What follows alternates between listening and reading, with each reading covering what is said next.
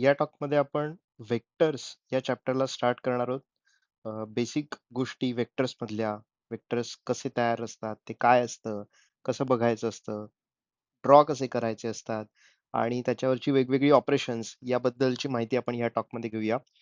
सुरुवातीला आपण एक गोष्ट क्लिअर करू की स्केलर शब्द आणि वेक्टर याच्यामध्ये काय फरक आहे. म्हणजे स्केलर क्वांटिटी आणि वेक्टर क्वांटिटी. तर सिंपल आहे. ज्यावेळेस आपण एखाद्या क्वांटिटीला फक्त मॅग्निट्यूडने डिफाईन करतो, म्हणजे त्याला काय ना काहीतरी व्हॅल्यू असेल, म्हणजे लेट से मी म्हटलं की वेट किंवा किलोमीटर्स, मग त्या केसमध्ये आपण फक्त व्हॅल्यू कन्सिडर करतो. मग ज्यावेळेस मी एखाद्या क्वांटिटीला फक्त व्हॅल्यू आहे असं म्हणतो, त्यावेळेस त्याला म्हणतात it's a scalar quantity. Okay. आणि ज्या वेळेस आपण एखादी क्वांटिटी डिस्क्राईब करताना मॅग्निट्यूड पण म्हणतो, म्हणजेच काय व्हॅल्यू आहे असं पण म्हणतो आणि त्याच्या बरोबरीनेच डायरेक्शन सुद्धा काय ना काहीतरी आहे असं म्हणतो, असं ज्या वेळेस असेल त्यावेळेस मात्र त्याला म्हणतात it's a vector quantity. So scalar आणि वेक्टर मध्ये फरक लक्षात घ्या की फक्त मॅग्निट्यूड आहे म्हणजे ती स्केलर क्वांटिटी आहे. त्याला मॅग्निट्यूड पण आहे आणि डायरेक्शन पण आहे, त्यावेळेस आपण त्याला म्हणतो की ती एक वेक्टर क्वांटिटी आहे. ज्यावेळेस आपण मगाशी म्हटलं तसं की वेट म्हटलं किंवा व्हॉल्यूम म्हटलं, तर त्यावेळेस ती स्केलर क्वांटिटी असते. पण ज्यावेळेस आपण डिस्प्लेसमेंट म्हणतो, म्हणजे late say me point A कडून पॉइंट बी कडे गेलो, तर माझ्या दृष्टीने काहीतरी मी डिस्टन्स कव्हर केलंय, पण माझ्या दृष्टीने डायरेक्शन सुद्धा महत्वाची आहे. मग ती झाली माझी वेक्टर क्वांटिटी. म्हणजे जर एक्झाम्पल द्यायची झाली तर स्केलर क्वांटिटीची एक्झाम्पल्स कोणती कोणती, तर एरिया, व्हॉल्यूम, स्पीड, पैसे, व्होल्टेज, हे या सगळ्या स्केलर क्वांटिटीज आहेत. आणि वेक्टर क्वांटिटी जर म्हणायचं झालं तर मग मात्र डिस्प्लेसमेंट, फोर्स, ऍक्सिलरेशन, मोमेंटम, कारण याच्यामध्ये डायरेक्शन सुद्धा इम्पॉर्टंट आहे. सो अशा या आधी दोन बेसिक गोष्टी आहेत, एक म्हणजे स्केलर आणि दुसरी म्हणजे वेक्टर. ज्यावेळेस आपण स्केलर आणि वेक्टर क्वांटिटी असं म्हणतोय, त्यावेळेस आपल्याला या चॅप्टर मध्ये मात्र कंपल्सरी वेक्टर क्वांटिटीज बद्दल जास्त बघायचं आहे. अर्थात कुठे ना कुठेतरी स्केलर क्वांटिटीज सुद्धा आपल्याला वापरायला लागणारच आहेत, पण वेक्टर हा आपला टॉपिक आहे आणि वेक्टर बाबत आपल्याला सगळं बघायचं आहे. म्हणजेच आपल्याला मॅग्निट्यूड पण महत्वाची आहे आणि आपल्याला डायरेक्शन पण महत्वाची आहे. सो आपण स्टार्ट करूया वेक्टर या टॉपिक पासून. पहिलं आपल्याला बघायचं आहे ते म्हणजे रिप्रेझेंटेशन. एखादी वेक्टर क्वांटिटी आहे असं आपण म्हणतो, त्यावेळेस आपण त्याला मॅग्निट्यूड आहे असं म्हणतो आणि त्याचबरोबरीने आपण त्याला डायरेक्शन आहे असं म्हणतो. पण मग मॅग्निट्यूड आहे, डायरेक्शन आहे, म्हणजे तो वेक्टर झाला, पण मग तो खरा रिप्रेझेंट कसा करायचा? तर त्याच्यासाठी आपल्याला एक लागेल सेगमेंट. लेट से AB नावाचा एक सेगमेंट आहे. आणि ज्यावेळेस आपण AB सेगमेंट कन्सिडर करतो, त्यावेळेस मी लेट से असं काहीतरी ड्रॉ केलं, तर हा झाला माझा A पॉइंट, हा झाला माझा B पॉइंट, आणि अशी मी ज्यावेळेस डायरेक्शन देईन, त्यावेळेस माझा झाला हा माझा AB वेक्टर. ओके. सो बघा, AB सेगमेंट आहे. A हा त्याचा इनिशियल पॉइंट आहे, B हा त्याचा टर्मिनल पॉइंट आहे आणि त्याची डायरेक्शन कुठे आहे, तर टुवर्ड्स B आहे. म्हणून आपण त्याला म्हणतो AB बार. ओके, लिहिताना आपण लिहितो AB बार. हा जो काही वर आपण लाईन काढतो त्याला म्हणतो आपण इट्स अ बार. म्हणजे काय की हा वेक्टर पॉइंट A पासून पॉइंट B पर्यंत आहे. AB बार वेक्टर हा माझा झाला इनिशियल पॉइंट आणि हा माझा झाला टर्मिनल पॉइंट. सो असं एखाद्या वेक्टरचं रिप्रेझेंटेशन केलं जातं. आता ज्यावेळेस वेक्टर आहे त्यावेळेस सेगमेंट आहे.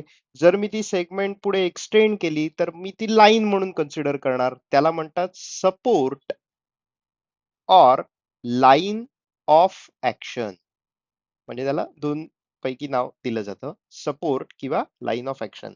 पण आपल्या दृष्टीने महत्वाचं काय की वेक्टर, वेक्टर AB म्हणजे वेक्टर AB बार जसं आपण त्याला लिहिणार. आपण अजून एखादं एक्झाम्पल घेऊ. लेट से मी असं ड्रॉ केलं आणि इकडे डायरेक्शन दिली, C म्हटलं आणि याला मी D पॉइंट म्हटलं. तर मात्र आता तुम्ही काय म्हणाल की हा CD वेक्टर नाहीये, हा DC वेक्टर आहे. कारण डायरेक्शन टुवर्ड्स C आहे, त्यामुळे तुम्ही त्याला DC वेक्टर असं म्हणणार, ज्या केसमध्ये D हा आपला इनिशियल पॉइंट झाला आणि C हा मात्र आपला टर्मिनल पॉइंट झाला. सो प्रत्येक वेळेस वेक्टरला लिहिताना आपल्याला एक इनिशियल पॉइंट काहीतरी दिलेला असेल, एक टर्मिनल पॉइंट काहीतरी दिलेला असेल आणि अर्थात डायरेक्शन मेन्शन केलेली असेल. या गोष्टी ज्यावेळेस आपल्याकडे असतील त्यावेळेस आपण त्याला या वे मध्ये एक्सप्रेस करू. लेट्स से डीसी वेक्टर किंवा एबी वेक्टर या पद्धतीने. कधी कधी काय घडतं की वेक्टरला इनिशियल आणि टर्मिनल पॉइंट असं दिलेलं नसतं. मग अशा वेळेस आपण त्याला स्मॉल लेटर्सने पण डिनोट करू शकतो. Let's say C bar vector किंवा हा मी एक घेतला ए बार वेक्टर. सो आपल्याला नुसत्या सिंगल लेटरने सुद्धा वेक्टरला डिनोट करता येतं. मोस्ट ऑफ द बुक्स मध्ये ते जे स्मॉल लेटर असतं ते कॅपिटल नाही बोल्डच्या फॉर्म मध्ये एक्सप्रेस केलेलं असतं कधी कधी, किंवा या पद्धतीने लिहिलेलं असतं ए बार वेक्टर किंवा सी बार वेक्टर किंवा डी बार वेक्टर. तुम्ही त्याला नाव देताना काहीही नाव दिलं तरी पण चालतं. पण ज्यावेळेस त्याचा इनिशियल पॉइंट असेल आणि टर्मिनल पॉइंट असेल त्यावेळेस मात्र त्याला पर्टिक्युलरली आपण इनिशियल पॉइंट, टर्मिनल पॉइंट आणि वर बार या पद्धतीनेच त्याला एक्सप्रेस करणार. सो ही झाली वेक्टरचं रिप्रेझेंटेशन. आता वेक्टरचं रिप्रेझेंटेशन कन्सिडर करताना आपण दोन मुद्दे बघितले होते, ते म्हणजे मॅग्निट्यूड सुद्धा आणि डायरेक्शन सुद्धा. डायरेक्शन तर बघितली की मी जर ए बी बार वेक्टर कन्सिडर केला तर डायरेक्शन टुवर्ड्स बी आहे. पण मग याची मॅग्निट्यूड काय असते, मॅग्निट्यूड म्हणजे साईज काय असते, किंवा आता तो सेगमेंट आहे त्यामुळे त्याची लेंथ काय असते, तर ती आपण डिनोट करणार मॉड ए बी बारने. Okay, mod A B bar म्हणजेच काय, it is the length of the segment A B. म्हणजे फॉर्म्युला लिहिताना आपण mod A B bar equal to L of A B असं आपण त्याला कन्सिडर करणार. ओके, किंवा मी जर डीसी वेक्टर कन्सिडर केला तर डीसी बारची मॅग्निट्यूड म्हणजेच मॉड डीसी बार म्हणजेच एल ऑफ डीसी. किंवा कधी कधी मी जर स्मॉल लेटर्सने वेक्टर्सला डिनोट केलं असेल तर मॉड सी बार म्हणजेच काय, लेंथ जी काही असेल ती आपण त्याची मॅग्निट्यूड म्हणून कन्सिडर करू. सो मॅग्निट्यूड आणि डायरेक्शन अशा दोन गोष्टी ज्यावेळेस मी एका ग्रामॅटिकल फॉर्म मध्ये एक्सप्रेस करतो त्यावेळेस ते रिप्रेझेंटेशन असतं, ते वेक्टरचं रिप्रेझेंटेशन असतं. आता डायरेक्शन ही काहीही असू शकेल, मॅग्निट्यूड जी काही आहे ती त्या डायरेक्शनवर डिपेंड नसणार आहे, ती लेंथवर डिपेंड असणार आहे. आणि लेंथ आपण ज्यावेळेस म्हणतो त्यावेळेस ती कायम तुमची पॉझिटिव्हच असणार. त्यामुळे मॉड ऑफ सी बार किंवा मॉड ऑफ ए बार या value always greater than equal to झिरोच असणार आहेत. म्हणून ते आपण मॉडच्या फॉर्म मध्ये एक्सप्रेस करतो, कारण हा ए बी बार व्हेक्टर आहे आणि हा डी सी बार व्हेक्टर आहे, यांच्या डायरेक्शन जर तुम्ही ऑब्झर्व केल्यात तर त्या अपोजिट आहेत. पण म्हणून त्यांच्या लेंथ या एकाची पॉझिटिव्ह असेल तर दुसऱ्याची निगेटिव्ह असणार का, तर असं नाही.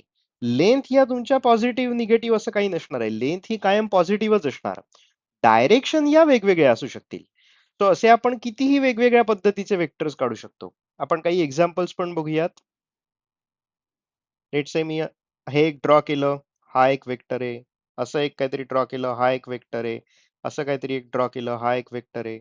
या पद्धतीने काहीतरी ड्रॉ केलं, हा एक वेक्टर. हे सगळे वेक्टर्स आहेत.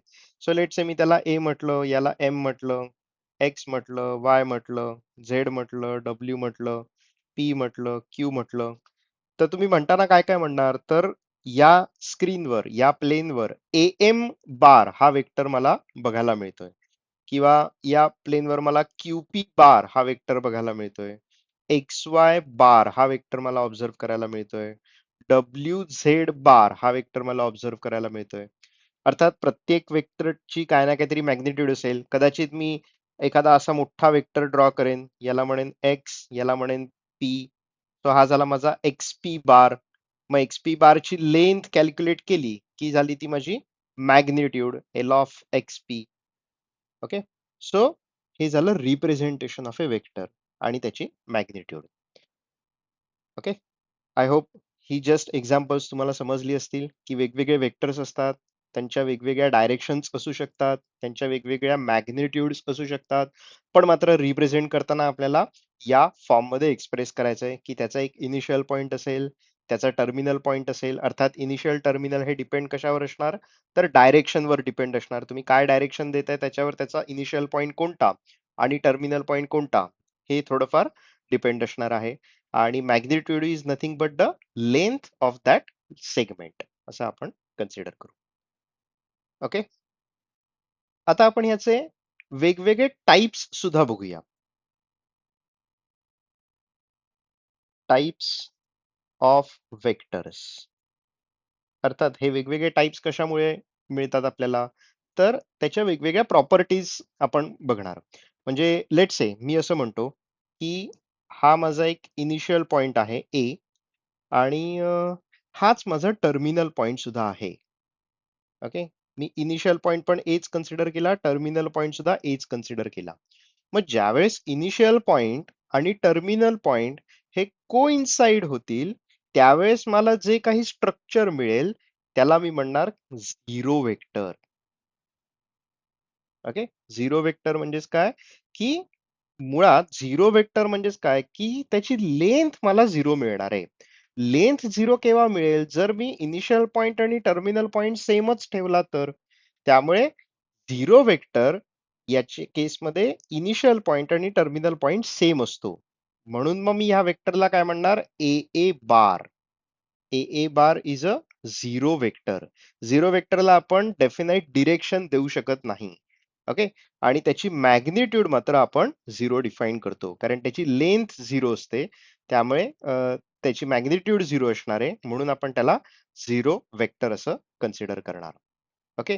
सो ए ए बार हा माझा झिरो वेक्टर झाला. मग तसंच तुम्ही बी बी बार हा पण तुमचा झिरो वेक्टरच होणार. कारण ज्यावेळेस तुम्ही बी बी बार कन्सिडर कराल, त्यावेळेस बी हा तुमचा इनिशियल पॉइंट आहे आणि बी हा तुमचा टर्मिनल पॉइंट सुद्धा आहे. त्यामुळे तुमचा तो झिरो वेक्टर झाला. ओके. सो फर्स्ट टाइप आपण बघितला. एक तर त्याला मी झिरो वेक्टर म्हणतो, किंवा त्याला अजून एक नाव आहे, ते म्हणजे null vector. Okay. Zero vector म्हटलं काय किंवा नल वेक्टर म्हटलं काय, मग त्या केसमध्ये तुम्हाला एक पर्टिक्युलर पॉइंट मिळतो. तोच तुमचा इनिशियल पॉइंट असतो आणि तोच तुमचा टर्मिनल पॉइंट सुद्धा असतो. त्या केसमध्ये आपण स्पेसिफिक डेफिनाइट डिरेक्शन देत नाही. सुटेबल डिरेक्शन काही आपण त्याला कन्सिडर करू शकतो, कारण मुळात तिथे डिरेक्शन नसतेच काही, तो एक सिंगल पॉइंट असणार आहे. तर हा झाला तुमचा फर्स्ट पॉइंट झिरो वेक्टरचा, ज्याच्या मॅग्निट्यूडची लेंथ मात्र आपल्याला झिरो मिळते, म्हणजे बेसिकली मॅग्निट्यूड झिरो मिळते. त्याच्यानंतर मग सेकंड पॉइंट येतो, तो म्हणजे युनिट वेक्टर. आता बघा, थोडं थोडं तुम्हाला समजायला लागेल की युनिट वेक्टर म्हणजे काय असेल. तर तो बेसिकली एक वेक्टरच असणार आहे, पण त्याची मॅग्निट्यूडची जी व्हॅल्यू असणार आहे ती मात्र युनिटी असेल. ओके, म्हणजे that is one. Okay. So एखादा वेक्टर ज्यावेळेस त्याची मी मॅग्निट्यूड वन कन्सिडर करेन, त्यावेळेस मी त्याला म्हणणार it's a unit vector. Okay. Unit vector let say मी हे असं कन्सिडर केलं, हा वेक्टर आहे ए बार वेक्टर. पण कन्सिडर करताना मॉड ऑफ ए बारचं व्हॅल्यू जर वन असेल, तर हा एक वेक्टर झाला, त्याची मॅग्निट्यूड वन झाली, म्हणून मी त्याला युनिट वेक्टर आहे असं म्हणेन. किंवा लेट से मी अजून एक वेक्टर म्हणतो या डायरेक्शन मध्ये, बी बार वेक्टर आहे, त्याचीही मॅग्निट्यूड वन आहे, म्हणजेच मॉड ऑफ बी बार ज्यावेळेस मी कॅल्क्युलेट करेन त्यावेळेस त्याची व्हॅल्यू वन जर मला मिळाली, तर B bar is my unit vector. Okay. आतापर्यंत आपण सगळीकडे बघा, एक लेटर घेतो, वर बार असं चिन्ह टाकतो. मात्र युनिट वेक्टर जर असेल तर थोडं आपण त्याला वेगळ्या पद्धतीने लिहितो. हाच ए बार वेक्टर आपण ए कॅप असा लिहिणार, किंवा त्याला ए हॅट असं पण म्हणतात. किंवा बी बार वेक्टर जो आहे तोच मी बी कॅप किंवा त्याला बी हॅट असं म्हणणार आहे. सो याच्या पुढे कुठेही तुम्हाला क्वेश्चन मध्ये असेल किंवा बुक्स मध्ये असेल, नोट्स मध्ये असेल, तुम्हाला कॅप जर दिसलं तर त्याचा अर्थ हा वेक्टर आहे आणि हा युनिट वेक्टर आहे, म्हणजेच त्याची लेंथ इज इक्वल टू तुम्हाला कंपल्सरी वन मिळेल. मग लेट से मी सी बार वेक्टर कन्सिडर केला, तर सी कॅप लिहिलं तर इट्स अ युनिट वेक्टर, त्याची मॅग्निट्यूड तुम्हाला वन मिळणार. तो हा झाला तुमचा सेकंड टाइप. फर्स्ट टाइप आपण बघितला झिरो वेक्टर, सेकंड टाइप बघितला आपण unit vector. Okay. I hope हेही तुम्हाला दोन्ही टाइप्स कळले असतील. त्याच्यानंतर थर्ड टाइप येतो, तो म्हणजे वेगळी आहे बघा डेफिनेशन, को इनिशियल. ओके. को इनिशियल अँड को टर्मिनस. शब्दांवरनं कदाचित तुम्हाला लक्षात येईल की कोणाला को इनिशियल म्हणायचं आणि कोणाला को टर्मिनस म्हणायचं. लेट से मी असा वेक्टर काढला ए बार, आणि त्यालाच बी बार असं काहीतरी एक वेगळं अजून कन्सिडर केलं, आणि मी एक एक्झाम्पल घेतलं या पद्धतीने, ज्याच्यामध्ये याला मी म्हणतो डी बार आणि याला मी म्हणतो T bar. Okay. So example A आणि एक्झाम्पल बी मध्ये जर ऑब्झर्व केलं तर बघा की एक्झाम्पल ए जे आहे त्याच्यामध्ये मला दोन व्हेक्टर्स असे दिसत आहेत की ज्यांचे इनिशियल पॉइंट सेम आहेत. ओके, म्हणजे ए बारचा इनिशियल पॉइंट जो आहे तोच माझा बी बारचा सुद्धा इनिशियल पॉइंट आहे. मग ह्या व्हेक्टर्सना म्हणतात को इनिशियल व्हेक्टर्स. याला म्हणतात को इनिशियल व्हेक्टर्स. आणि बी जे एक्झाम्पल आहे त्याच्यामध्ये जर ऑब्झर्व केलं तर बघा, सी बार आणि डी बार असे दोनही वेक्टर्स ज्यांचे आहेत त्यांचा टर्मिनल पॉइंट सेम आहे. मग ज्यावेळेस टर्मिनल पॉइंट सेम आहे असं आपल्याला ऑब्झर्व करायला मिळतं त्यावेळेस त्याला म्हणतात को टर्मिनस वेक्टर्स. ओके, को इनिशियल वेक्टर्स आणि को टर्मिनल वेक्टर्स. वेक्टर्सच्या डेफिनेशन तर आहे तशा राहणारच की त्याला इनिशियल पॉइंट पाहिजे, टर्मिनल पॉइंट पाहिजे, डायरेक्शन पाहिजे, मॅग्निट्यूड पाहिजे. पण मात्र एकाच वेळेस एकापेक्षा जास्त वेक्टर्स आपण कन्सिडर करू आणि त्यातल्या काही वेक्टर्सचा जर इनिशियल पॉइंट सेम असेल तर मात्र आपण त्याला को इनिशियल वेक्टर्स असं म्हणणार. आणि टर्मिनल पॉइंट जर सेम असेल तर मात्र आपण त्याला को टर्मिनस वेक्टर्स असं म्हणणार. तर हाही एक अजून टाईप आहे. आपल्याला कितीही वेगवेगळ्या पद्धतीने वेक्टर्स ड्रॉ करता येतात. सो त्यातले काही वेक्टर्स हे आपण जे वेगवेगळे टाइप्स बघतोय त्यातला एखादा टाईप असू शकेल. म्हणजे तुम्हाला कोणीतरी सांगेल की ड्रॉ झिरो वेक्टर किंवा ड्रॉ युनिट वेक्टर किंवा मला को इनिशियल वेक्टर्स ड्रॉ करून दाखवा. तर त्या केसमध्ये आपण या डेफिनेशन्स अप्लाय करून तसे वेगवेगळे वेक्टर्स ड्रॉ करू शकतो. ओके, त्याच्यानंतर फोर्थ टाइप आहे तो म्हणजे इक्वल वेक्टर्स. आपण फक्त वेगवेगळे टाइप्स कन्सिडर करतोय. मुळात वेक्टरची डेफिनेशन ही आहे तशीच राहणार आहे. डायरेक्शन पाहिजे, मॅग्निट्यूड पाहिजे वगैरे वगैरे. आता इक्वल वेक्टर ज्यावेळेस आपण म्हणतो त्यावेळेस दोन किंवा दोन पेक्षा जास्त वेक्टर्सना आपण इक्वल वेक्टर्स म्हणणार जर त्यांची मॅग्निट्यूड जी आहे ती सेम असेल आणि त्याच बरोबरीने डायरेक्शन सुद्धा सेम असेल. ओके, दोन्ही गोष्टी सेम हव्यात. ओके, लेट से ए बार आणि बी बार हे दोन वेक्टर्स आहेत. तर या दोन वेक्टर्सना मी इक्वल वेक्टर्स केव्हा म्हणेन, जर ए बार आणि बी बार या दोनही वेक्टर्सच्या डायरेक्शन्स सेम असतील तर आणि त्यांची मॅग्निट्यूड सेम असेल तर. एक जरी गोष्ट फेल झाली तर ते इक्वल वेक्टर्स नाहीत. म्हणजे आता ए एक्झाम्पल जर तुम्ही ऑब्झर्व केलं तर ए एक्झाम्पल मध्ये ए बार आणि बी बार या दोनही वेक्टर्सच्या डायरेक्शन वेगवेगळ्या आहेत. किंवा बी एक्झाम्पल कन्सिडर केलं तर सी बार आणि डी बार या दोन्ही वेक्टर्सच्या डायरेक्शन्स तुम्हाला वेगवेगळ्या दिसत आहेत. मग ते काही इक्वल वेक्टर्स नाही झाले, भले त्यांच्या मॅग्निट्यूड जर सेम असल्या असं आपण म्हटलं तरी सुद्धा. डायरेक्शन पण सेम पाहिजे आणि मॅग्निट्यूड पण सेम पाहिजे. सो लेट से मी असं म्हणतो, हा मी एक घेतला ए बार आणि तेवढ्याच लेंथचा मी वेक्टर घेतला बी बार. तर हे दोनही वेक्टर्स माझे इक्वल वेक्टर्स आहेत.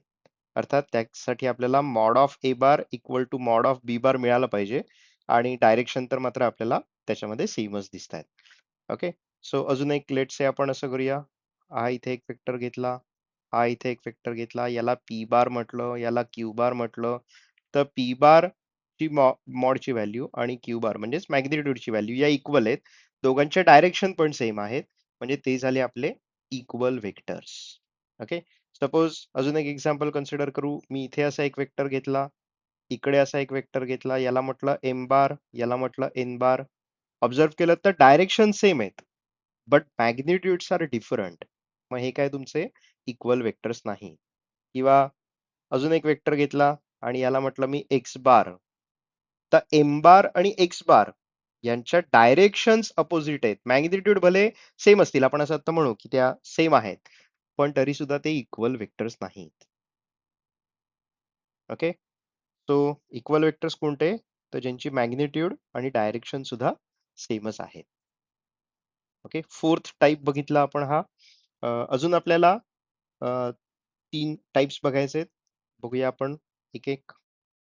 फिफ्थ टाइप आहे तो म्हणजे निगेटिव्ह वेक्टर्स. अर्थात निगेटिव्ह वेक्टर साठी मुळात आपल्याकडे आधी एक वेक्टर असला पाहिजे. सो लेट से मी ए बार वेक्टर जर कन्सिडर केला तर ए बार या दिलेल्या वेक्टर साठी आपण निगेटिव्ह ऑफ ए बार लिहू शकतो ज्याची मॅग्निट्यूड सेमच असते. ओके, ज्याची मॅग्निट्यूड सेमच असते पण डायरेक्शन मात्र अपोजिट असते. मॅग्निट्यूड सेम असणार, डायरेक्शन अपोजिट असणार. म्हणजे लेट से मी हा ए बार वेक्टर कन्सिडर केला, तर मला कन्सिडर करताना सेम मॅग्निट्यूडचा पण अपोजिट डायरेक्शनचा वेक्टर कन्सिडर करायचा आहे, आणि त्या वेक्टरला आपण म्हणतो it's a minus A bar. Okay. दिलेल्या वेक्टरसाठी निगेटिव्ह वेक्टर, म्हणजे ए बार माझा जर वेक्टर असेल, तर minus A bar is the negative vector of the given vector. Okay, ज्यामध्ये दोघांच्याही डायरेक्शन्स सेम असतात, पण सॉरी, मॅग्निट्यूड सेम असतात, पण डायरेक्शन्स मात्र एक्झॅक्टली अपोजिट असतात. सो लेट से मी असा एक वेक्टर कन्सिडर केला, याला म्हटलं मी पी, याला क्यू, तर हा झाला माझा पी क्यू बार वेक्टर. मग त्याच्यासाठीच मला हा वेक्टर जो काही मिळणार, त्याला मी म्हणणार क्यू पी बार वेक्टर, कारण हा माझा पॉइंट क्यू, हा माझा पॉइंट पी, पण हे एकमेकांचे निगेटिव्ह वेक्टर्स आहेत. ज्यावेळेस मी पी क्यू बार कन्सिडर करेन, त्यावेळेस त्याची व्हॅल्यू ही मायनस क्यू पी बार असणार. Okay, so mod of P Q bar is equal to mod of minus Q P bar. Negative vectors, opposite direction but same magnitude. तर प्रत्येक वेक्टरसाठी आपण negative vector लिहूच शकतो. कुठलाही वेक्टर तुम्ही घेतला तर अर्थात त्याला मॅग्निट्यूड असेल, डायरेक्शन असेल. तुम्ही मॅग्निट्यूड सेम ठेवा, डायरेक्शन अपोजिट करा, तुम्हाला त्याचा निगेटिव्ह वेक्टर लगेच मिळेल. हा ही एक वेक्टरच्या वेगवेगळ्या टाइप्स मधला एक टाइप आहे. ओके. त्याच्यानंतर सिक्स्थ टाइप आहे, तो म्हणजे कोलिनियर वेक्टर्स. अर्थात तुम्ही कोलिनियर पॉइंट्स ऐकलं असेल. कोलिनियर वेक्टर्स म्हणजे काय, की जे वेक्टर्स पॅरलल आहे to the same line, or they are along the same line, then they are called as a collinear vectors. म्हणजे लेट से बी बार वेक्टर घेतला, ओके, सी बार वेक्टर घेतला, okay, आणि ही एक लाईन आहे, तर या लाईनला हे दोनही वेक्टर्स पॅरलल वेक्टर्स आहेत. Okay, they are parallel to the same line, और they are along the same line. म्हणजे इकडे अजून एक मी घेतला पी बार, तर हे बी बार, पी बार, सी बार हे सगळे वेक्टर्स कोलिनियर वेक्टर्स आहेत, कारण ते एकाच लाईनला पॅरलल आहेत किंवा ते अलॉंग द सेम लाईन आहे. म्हणजे अजून जर एक्झाम्पल घ्यायचं झालं, तर मी असं घेतलं एक्स बार, असा घेतला वाय बार, तर हे वेक्टर्स कोलिनियर वेक्टर्स आहेत. ज्यावेळेस आपण कोलिनियर्स वेक्टर्स म्हणतो, त्यावेळेस they are parallel to the same line और they are along the same line. यातलं कोणतंही होल्ड झालं तरी पण आपण त्यांना कोलिनियर वेक्टर असंच म्हणणार. ओके. त्याच्यानंतर नेक्स्ट बघा, सेव्हन्थ आपल्याला बघणार, ते म्हणजे आपण free vectors. Okay, so let's see, हा माझ्याकडे एक वेक्टर आहे एक्स बार. ओके, आता हा वेक्टर मी शिफ्ट करत करत इकडे आणला आणि असा ड्रॉ केला. सॉरी, डायरेक्शन त्याची सेमच ठेवतो, असा मी ड्रॉ केला. ओके, किंवा हाच वेक्टर मी खाली आणला, शिफ्ट केला, इथे ड्रॉ केला, एक्स बार, एक्स बार. तर ज्यावेळेस वेक्टर्स हे एका पोझिशन पासून दुसऱ्या पोझिशन कडे आपण शिफ्ट करू without changing its magnitude and direction, then such vectors are called as a free vectors. Okay, बघा मी एकच वेक्टर एका पोझिशन कडनं दुसऱ्या पोझिशनला फक्त ट्रान्सलेट केलाय. ओके, मी इकडनं इकडे नेला त्याला किंवा इकडनं इकडे खाली आणला, पण त्याची डायरेक्शन बदलली नाही आणि त्याचं मॅग्निट्यूड सुद्धा बदलली नाही, तर त्या वेक्टर्सना म्हणतात free vectors. Okay, free vectors म्हणजेच काय, की त्याचा इनिशियल पॉइंट आपण कुठेही ठेवू आणि आहे तसाच ड्रॉ करू. म्हणजे हा त्याचा इनिशियल पॉइंट झाला ना, सो हा मी इथे ठेवला आणि ड्रॉ केला with the same direction and the same magnitude, then this is a free vector. Okay, suppose असा एक वेक्टर आहे, बी वेक्टर घेतला आणि मी असा ड्रॉ केला, तोच वेक्टर शिफ्ट केला आणि असा ड्रॉ केला, म्हणजे त्याचा इनिशियल पॉइंट इथे होता, आता इनिशियल पॉइंट मी इथे कन्सिडर केला आणि वेगळ्या साईडला कुठेतरी ड्रॉ केला. मग हा माझा फ्री वेक्टर आहे का, तर नाही, कारण मी एकतर डायरेक्शन बदलली, मॅग्निट्यूड माझी भले सेम असेल, पण मी डायरेक्शन बदलली. मी डायरेक्शन जर बदलली तर तो मात्र फ्री वेक्टर नाही. ज्यावेळेस मी सेम डायरेक्शन ठेवतो, सेम मॅग्निट्यूड ठेवतो आणि जस्ट तो ट्रान्सलेट करतो, त्यावेळेस मात्र आपण त्याला फ्री वेक्टर्स आहे असं म्हणतो. ओके, अर्थात प्रत्येक टाईप आपल्याला काही सगळीकडे वापरावा लागतो असं नाही. पण मात्र निगेटिव्ह वेक्टर लागणारच आहे आपल्याला वापरायला. इक्वल वेक्टर्स लागेल. फ्री वेक्टर्स तेवढा आपल्याला विशेष नाही वापरावं लागत. मे बी त्याची ऍप्लिकेशन्स तुम्हाला फिजिक्समध्ये किंवा इतर सब्जेक्ट्समध्ये कुठे ना कुठेतरी कदाचित वापरायला लागू शकतं. ओके. सो या पॉईंट नंतर आपण बघूया लास्ट टाईप, तो म्हणजे बघा एट बघायचं आहे आपल्याला, लोकलाइज वेक्टर. ओके. एक कुठला ना कुठला तरी आपल्याकडे वेक्टर आहे, त्याची स्वतःची काहीतरी मॅग्निट्यूड आहे, डायरेक्शन आहे. जर त्याचा इनिशियल पॉइंट फिक्स असेल स्पेसमध्ये, तर मात्र आपण त्या वेक्टरला म्हणणार की it's a localized vector. Okay. Initial point जर फिक्स असेल तर आपण त्याला म्हणणार लोकलाइज्ड वेक्टर. म्हणजे आपण एक्झाम्पल घेऊ. सपोज आपल्याकडे दोन कार्स आहेत, स्टेशनरी कार्स आहेत. एक कार आहे ए आणि बी रोडवरती, आणि ए कारला जर मी फोर्स अप्लाय केला, ए कारला मी जर फोर्स अप्लाय केला आणि ती कार जर फक्त मूव्ह झाली, तर आपण त्याला म्हणणार की इट्स अ लोकलाइज वेक्टर.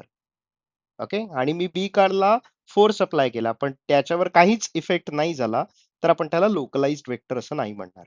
ज्यावेळेस आपण फोर्स अप्लाय करतोय, त्यावेळेस मूव्ह होतोय, त्यावेळेस आपण त्याला म्हणतो इट्स अ लोकलाइज्ड वेक्टर.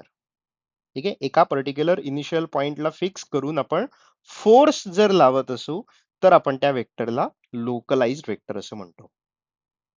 ठीक आहे. सो हे सगळे वेगवेगळे टाइप्स आहेत वेक्टरचे. अर्थात प्रत्येक वेळेस वेक्टर ड्रॉ करताना आपल्याला समजेल की तो कुठल्या ना कुठल्या तरी टाईपच्या अंडर कदाचित बसू शकेल, कदाचित तो नाही बसणार. डिपेंड्स तुम्ही काय मॅग्नेट्यूड घेताय, काय डायरेक्शन घेताय, कसं लिहिताय, ह्याच्यावर सगळं डिपेंड असणार आहे. आता तुम्ही ट्राय करा की वेगवेगळे वेक्टर्स मेन्शन करायचे, त्याला नावं वेगवेगळ्या पद्धतीने द्यायची, ते कुठल्या कुठल्या कॅटेगरीमध्ये बसतात का हे तुम्ही चेक करू शकता. लेट से आपण एक एक्झाम्पल घेऊ की असं काहीतरी मी हे एक घेतो. सो लेट से हा माझा एक डायरेक्शन आहे, ही माझी एक डायरेक्शन आहे, त्याच्यानंतर ही माझी एक डायरेक्शन आहे. इथे कुठेतरी मी एक डायरेक्शन घेतो, याला मी म्हणतो A bar, B bar, T bar, D bar, P point घेतला, क्यू पॉइंट घेतला, आर पॉइंट घेतला. तर यांना तुम्ही किती वेगवेगळ्या पद्धतीने रिप्रेझेंट करू शकता. म्हणजे आर पी बार हा वेक्टर मी अजून काय लिहू शकतो, किंवा पी आर बार वेक्टर मी काय लिहू शकतो. तो असं वेगवेगळे ट्राय करा आणि मला आन्सर्स पाठवले तरी चालेल. मी चेक करेन आणि सांगेन की काय बरोबर आहे किंवा काय चुकतंय. सो हे एवढं सगळं केलं, अर्थात म्हणजे त्याच्या मॅग्निट्यूड्स पण तुम्हाला लिहिता येतील, मॉड ए बारची व्हॅल्यू म्हणजेच काय, वगैरे वगैरे जे आपण शिकलोय तेच तुम्ही या डायग्राम वर जर अप्लाय केलं, तर तुम्हाला पटकन लक्षात येईल की तुम्हाला किती समजलंय आणि काय काय समजलंय ते. ठीक आहे. सो या टॉक मध्ये आपण थांबू. या टॉक मध्ये आपण फक्त बेसिक गोष्टी बघितल्या वेक्टर्सच्या. आपला जो नेक्स्ट टॉक असेल, त्या टॉक मध्ये आपण या वेक्टरशी रिलेटेड अल्जिब्रा बघू, म्हणजे ऍडिशन कशी करायची किंवा स्केलर मल्टिप्लिकेशन म्हणजे काय असतं, वगैरे वगैरे. ठीक आहे. सो या टॉक मध्ये आपण थांबूया. थँक्यू.